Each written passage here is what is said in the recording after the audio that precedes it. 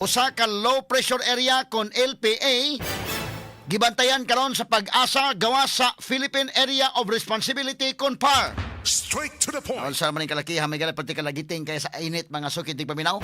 Mamahit ang kainit pero doon na karoy gimonitor ang pag-asa nga low pressure area. Kini taliwa sa nasinati nga grabeng kainit, no? Ang maong LPA giingong dunay taas nga tsansa nga mulambo ngadto sa usa ka bagyo. Straight to the point. Kadanig pagtagad do butaga mga higala sa atong pagbanuban nining atong tulumanon ug inyong tulumanon. Straight to the point. Sa pikas bahin, transport cooperatives peligro mo shutdown sa ilang operasyon tungod sa misulbong pa nga presyo sa mga produktong petrolyo. Straight to the point. Nasayran nga pipila ka mga POV units ang wa na mamasahiro tungod sa dako ng gasto sa lana. Straight to the point. Medyo lisod gyud kayo ng mga panahon na intawon mga sukid tig paminaw. Ug sa laing bahin na usa ka subuanon, arita sa good news sa mga kagilaan. Nagatap sa bag-o lang natapos nga 2026 Civil Engineers Licensure Examinations.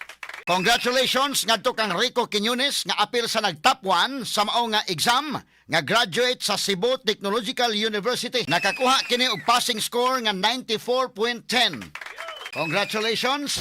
Ining estudyante higala sa Cebu Technological University. Sa kauluhan, laing Pinay nakala sa Haifa, Israel human maigo sa missile attack. Taliwa sa nagpadayong kagubot didto sa Middle East. Straight to the point. Samtang sa laing bahin na balitang abroad mahigala balita gawa sa nasod, ang Iran miatake sa petrochemical complex sa Saudi Arabia.